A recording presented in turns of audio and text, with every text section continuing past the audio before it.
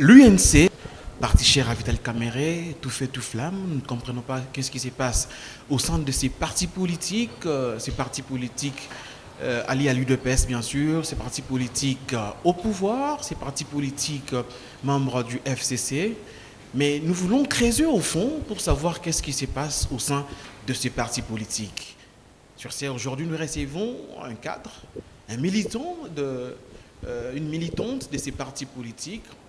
Et c'est avec lui que nous allons débattre, c'est avec elle d'ailleurs que nous aurons pratiquement 30 minutes d'entretien et on saura un peu qu'est-ce qui se passe au sein de ces partis politiques. Elle nous a fait honneur cet après-midi, elle s'appelle Bébéta Bernice. C'est avec elle que nous aurons cet entretien. Madame Bébéta, bonsoir. Bonsoir, monsieur Jacques. Merci de nous faire cet honneur aujourd'hui. Je vous en prie. Et ça n'a jamais été la première fois et ça ne sera pas la dernière fois de répondre à notre Vraiment, ce n'est pas la première fois, comme vous le dites si bien, et ce ne sera pas la dernière fois aussi longtemps que Dieu nous prête vie. Nous serons toujours disposés à venir parler de notre parti politique, l'Union pour la nation congolaise. Et déjà, je voudrais saluer tous nos frères qui sont derrière toutes ces caméras, qui nous prennent en image, et saluer aussi toute la population congolaise d'ici et d'ailleurs qui nous suit. Nous les saluons. Voilà. Ok, alors déjà, première question. Une dame forte, battante, mais au sein de l'UNC. Pourquoi avoir choisi ces partis chers à l'honorable Vital Caméré? Merci beaucoup. Pourquoi j'ai choisi l'UNC de l'honorable Vital Caméré? Tout simplement parce qu'il y a un homme à la tête de ces pays qui est intelligent, dont l'intelligence n'est pas toujours. Un homme d'État, un homme qui a dirigé l'Assemblée nationale avec bravoure, avec toute la démocratie. Les gens s'est retrouvés, les députés nationaux s'est retrouvés, tout le monde était à l'aise au sein de l'UNC. Quelqu'un qui a une idéologie, quelqu'un qui a des ambitions pour ces grands pays qui est la République démocratique du Congo, eh ben, on ne peut que adhérer à l'Union pour la nation congolaise de Vital Caméré. Bien, ok, bon, nous allons vraiment creuser au fin fond pour savoir qu'est-ce qui se passe au sein de l'UNC, mais nous avons vu tout récemment, il y a eu... je ne sais pas comment appeler ça, des nominations au sein du parti. C'était quoi? C'était question d'encourager des autres, de militants de l'UNC, parce que nous avons vu l'ancien ministre de budget, Mayo, qui est parti, qui était le secrétaire national, général de l'UNC.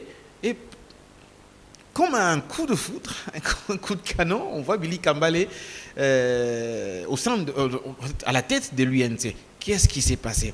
C'est que sûr que vous n'entrez pas dans le secret de peine qui est le président national de l'UNC, Vital Caméré. Non, pas du tout. Ben, vous savez que dans un parti politique, il y a toujours des restructurations qui se passent.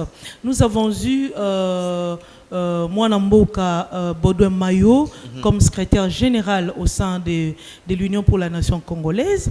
Ben, il a été promu Premier ministre du budget. Et donc, pendant ces temps, il y avait Mwanamboka, l'honorable Aimé Boji, qui assumait son intérim. Et donc, il y avait nécessité de restructurer le parti, il y avait nécessité d'avoir un secrétaire général qui sera là pour continuer les affaires courantes. Et donc, puisque l'honorable Aimé Boji était aussi promis, il a été promu ministre d'État au budget et donc il fallait quand même faire une restructuration. Ça faisait plusieurs années qu'on n'a pas eu restructuration au sein du parti et donc voilà, après restructuration du parti, le choix de l'honorable Vital Caméré s'est porté sur Mwanamboka, Billy Kambale et Raston, que je voudrais ici très respectueusement saluer. Je salue le secrétaire général de l'Union pour la nation congolaise, que nous appelons actuellement le général 5 étoiles. Vous assumez quelle fonction au sein de l'UNC?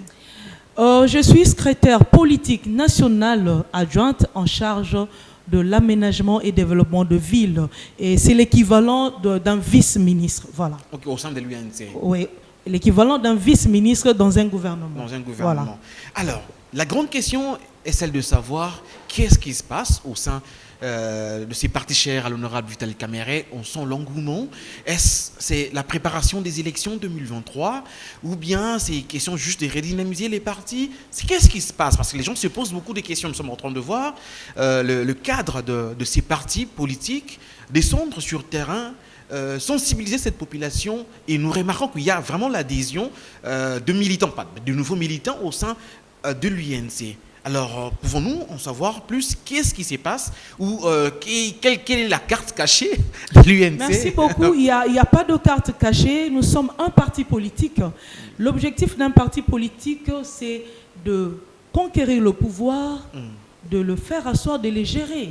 Vous comprenez? Et donc, de les conserver le plus longtemps possible. De conserver le pouvoir aussi longtemps possible. Et pour pouvoir conserver le pouvoir, nous devons y travailler sérieusement.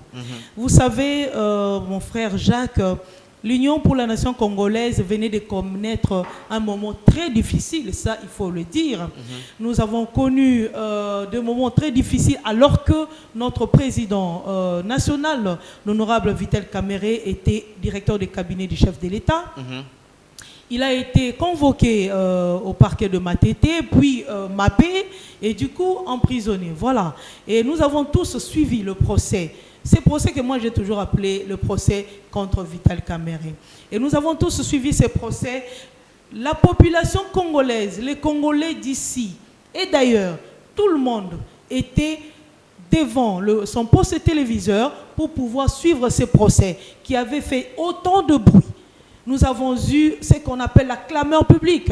On a accusé Vital Kamerhe de tous les maux, d'avoir détourné les deniers publics de l'État, les deniers destinés à la construction de sauts de moutons, les deniers destinés à l'achat des produits pharmaceutiques, mais aussi des maisons préfabriquées.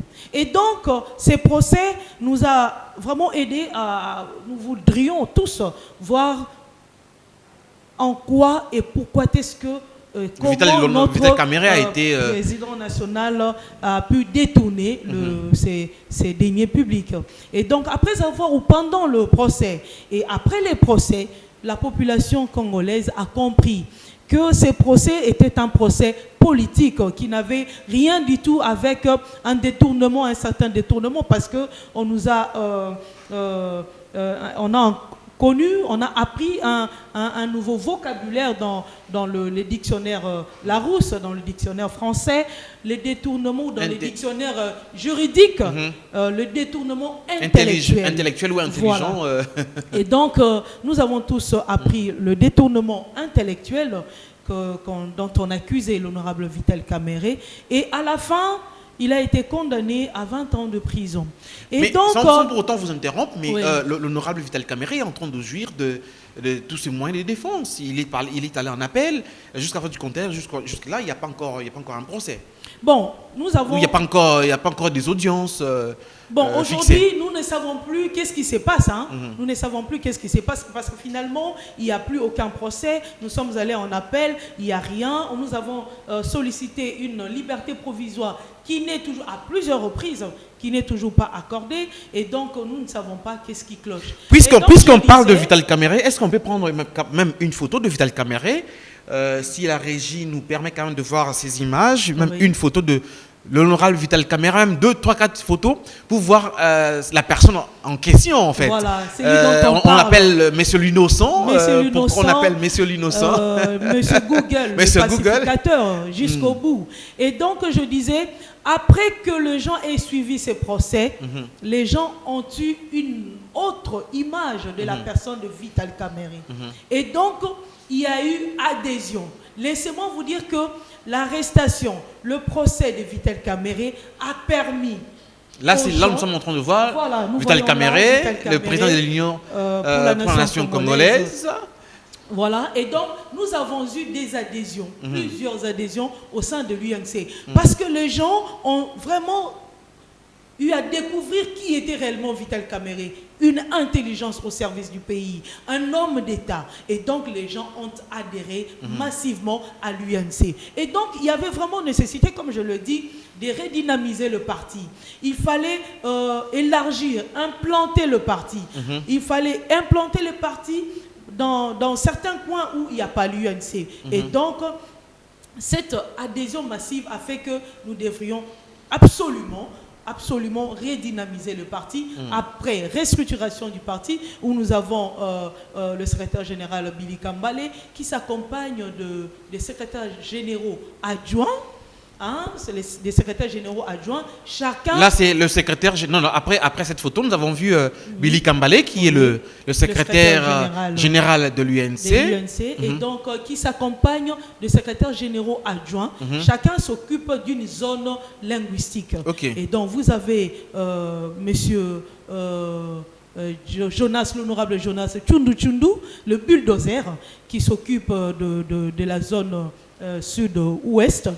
Là, c'est dans le compte de la redynamisation, dans le Chopo, je crois. Ici, non, ici c'est dans le Grand Équateur. Dans le Grand Équateur, vous avez Madame Julie Yoka qui s'accompagne de Marcus Lokondo, qui est le béret rouge parmi les jeunes gens qui font bouger l'UNC et qui sont allés dans la redynamisation de l'UNC dans le Grand Équateur. Est-ce que nous pouvons voir les images? Continuez quand même à nous balancer quelques images comme ça. Madame Bernice va nous aider à expliquer un peu quelques photos là. Alors, les images vont passer. Alors, là, nous sommes toujours. Ici, nous sommes toujours à l'Équateur. Toujours à l'Équateur. Avec Madame Julie Yoka, voilà, qui est allée redynamiser, que je tiens vraiment spécialement à saluer aujourd'hui, parce que nous avons de femmes qui se sont impliquées pour l'émergence, la redynamisation du parti, et ce n'est pas donné à tout le monde. Et donc, nous voulons saluer particulièrement Madame Julie Yoka, qui a osé. Nous avons aussi une équipe toujours dans le Grand Équateur avec monsieur le secrétaire général adjoint Jean-Pierre Bemanga, qui est accompagné de Madame Bichette Lueso, qui sont encore dans le Grand Équateur, toujours dans le cadre de la redynamisation. Là, nous voyons le secrétaire général. Oui. C'était à quelle occasion? Ici, c'était à l'occasion de la sortie et de la remise des notifications à l'équipe du docteur Sélé, qui est maintenant le coordonnateur en charge. Docteur Sélé-Yemba, qui est le coordonnateur en charge de la mobilisation et de la propagande de l'UNC, donc le mobilisateur national de l'UNC. Et donc, c'était une activité haute en couleur qui a réuni autant de membres de l'UNC. Et voilà, nous sommes là dans la redynamisation du parti parce que nous avons estimé que après cette clameur publique, après l'arrestation de l'honorable Vital Kamerhe, plusieurs personnes s'étaient découragées. Est-ce que l'arrestation de l'honorable Vital Kamerhe a été un coup fatal au sein de l'UNC? Ça vous a démotivé un peu ou bien ça a été un coup fatal parce que rassurez-vous que nous avons tous suivi le mot d'ordre de notre leader, l'honorable Vital Kamerhe, qui nous a demandé de voter le candidat Félix Antoine Tshisekedi. Et donc, ils ont fait route ensemble jusqu'aux élections. Et après les élections, ils ont travaillé ensemble. Mais du coup, voir l'honorable Vital Kamerhe, qui était le directeur de cabinet pour une première dans l'histoire de l'Afrique, même du monde, un directeur de cabinet du chef de l'État. Être mis aux arrêts. Mis aux arrêts, alors qu'il était encore au pouvoir, ils étaient tous encore au pouvoir. Et donc, il y avait vraiment nécessité de redynamiser ces partis et de voir comment préparer les élections en 2023. C'est vraiment une nécessité et donc nous devons travailler. Là, nous sommes en train de travailler, vous voyez, les femmes et les hommes s'impliquer dans la redynamisation. Mais dans des photos que je suis en train de voir, apparemment, l'UNC, c'est un parti politique qui valorise aussi les femmes. Hein. Je vois vraiment les femmes qui sont à la tête, qui sont au four et au moulin, à titre illustratif, Madame Bébé Bernice également, qui est au four au moulin en train de et là, nous voulons cogner. remercier particulièrement notre président national, l'honorable Vital Kamerhe, que je salue et que j'encourage. Parce que bien qu'étant malade, bien qu'étant prisonnier, il continue à avoir son cœur dans son enfant qu'il a mis au monde, qu'il voit grandir et qu'il ne veut pas voir mourir. En fait, il est encore là en train de s'occuper de son très cher enfant qui est l'Union pour la nation congolaise. Moi, il y a d'autres personnes qui pensent qu'aujourd'hui, l'INC se comporte comme un parti opposant. Est-ce que l'UNC reste toujours parti au pouvoir? Parce que jusqu'à preuve du contraire, vous êtes toujours dans l'union sacrée, oui. Vous êtes toujours aux affaires, Oui. mais de l'autre côté, vous contestez aussi quelque part. Bon, c'est tout à fait normal, c'est tout à fait normal. Monsieur Vital Kamerhe, c'est un homme de parole. Il a promis d'accompagner le candidat Félix Antoine Tshisekedi. Il l'accompagne jusqu'aujourd'hui. Et l'Union pour la nation congolaise continue à soutenir et à accompagner le président de la République, le chef de l'État, son Excellence Félix Antoine Tshisekedi. Nous continuons à les soutenir, mais cela n'empêche que quand il y a... cette photo me rappelle beaucoup. Oui, oui. C'était... Ici, c'est à Nairobi. À Nairobi. Voilà. Oui, l'accord cache. Ici, c'est à l'accord cache. Okay. Voilà, vous voyez le candidat Félix Antoine Tshisekedi, ainsi que toute son équipe. Vous voyez, à cette époque, vous pensiez vraiment que le Fachivite pouvait aussi prendre ce pouvoir et puis gérer. Mais oui, parce que nous avions mis toutes les batteries en marche. Nous avions mis toutes les batteries en marche pour pouvoir conquérir le pouvoir. Et donc, ce n'était pas un jeu d'enfant, c'était un jeu d'éléphant, c'était un jeu de fort. Et donc, voilà, nous avions mis tous nos moyens intellectuels, physiques et matériels financiers pour que nous puissions remporter ces élections. Et bien voilà, nous disons Dieu merci, nous les avons remportées. La redynamisation au sein de ce parti cher, l'honorable Vital Kamerhe, l'UNC, nous vous suivons vraiment de près et nous allons vraiment savoir qu'est-ce qui se passe au sein de ces partis politiques. Alors, c'est bien, vous êtes en train de descendre, là c'est l'Équateur, nous avons vu également le secrétaire, je ne sais pas, le poste de Léon Ngoua, nous avons vu descendre à Lodja, on n'a pas eu les images fort malheureusement. Laissez-moi vous dire que la redynamisation est nationale. Et donc nous avons le secrétaire général adjoint en charge de la zone centre, l'honorable John Tumba, Panou Pakole, qui a... D'abord qu'il y a les secrétaires généraux s'accompagnent des secrétaires généraux adjoints et les secrétaires généraux adjoints, chacun s'occupant d'une zone linguistique, se font accompagner par des coordonnateurs. Donc nous les appelons des coordonnateurs près des secrétaires généraux. Et donc chaque coordonnateur s'occupe d'une province.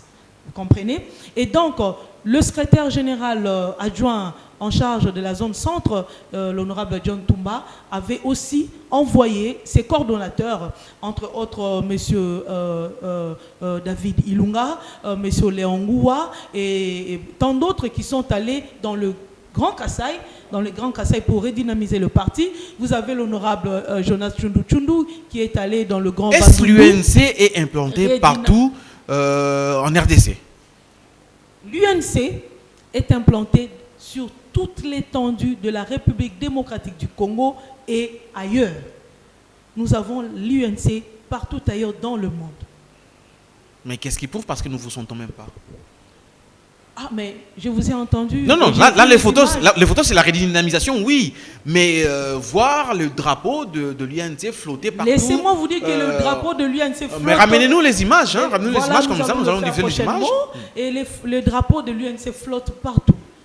Dans toute la province de la République démocratique du Congo, dans toutes les grandes villes de la République démocratique du Congo, dans les territoires, vous comprenez, dans les territoires de la République, tous les territoires de la République démocratique du Congo. Et voilà pourquoi nous nous sommes dit, nous avons un objectif à atteindre d'ici 2023. Et l'objectif, c'est d'avoir au moins 150 députés nationaux, sans compter les députés provinciaux, pour le compte de l'Union, pour la nation. Est-ce que ça va vraiment se faire? Parce qu'aujourd'hui, même la mise en place de la nouvelle CENI, c'est vraiment compliqué. Est-ce que pensez-vous que nous allons vraiment y arriver? Nous sommes en train d'attendre parce que vous savez, la position de l'UNC, l'honorable Vital Kamerhe, veut d'une CENI qui est inclusive. Vous voyez, et donc nous voulons que tout le monde puisse prendre part, que l'on nous donne des bonnes élections. Parce que dans ces pays, depuis que nous avons connu les élections,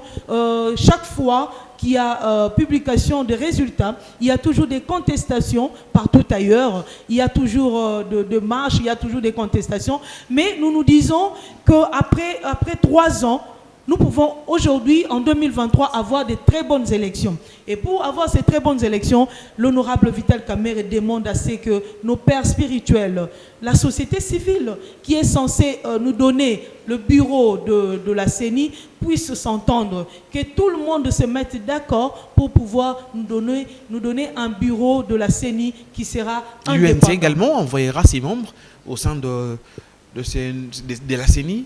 Effectivement, c'est notre souhait que nous aussi nous ayons... Mais vous êtes également politique, qu'est-ce qui bloque jusqu'à ce niveau? Parce que nous avons vu les confessions religieuses, c'est tiraillé et tout ça.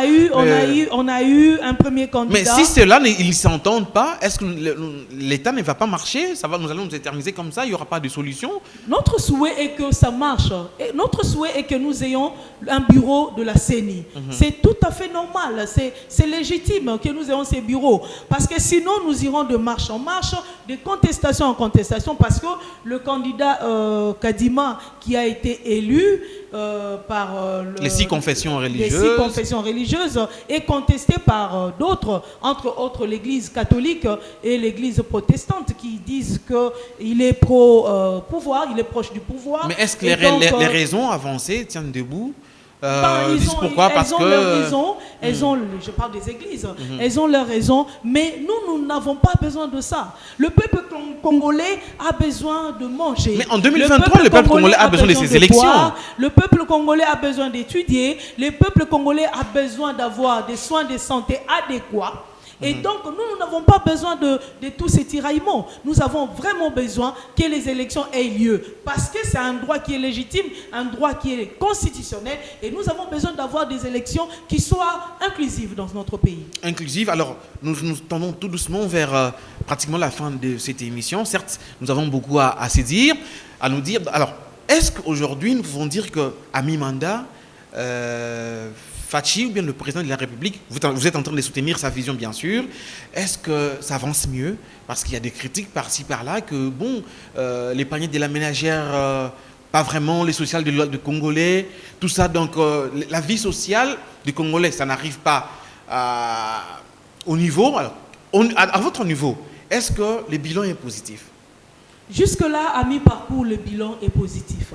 Parce que, laissez-moi vous dire que nous n'allons pas changer ces pays par un coup de bâton magique. Non.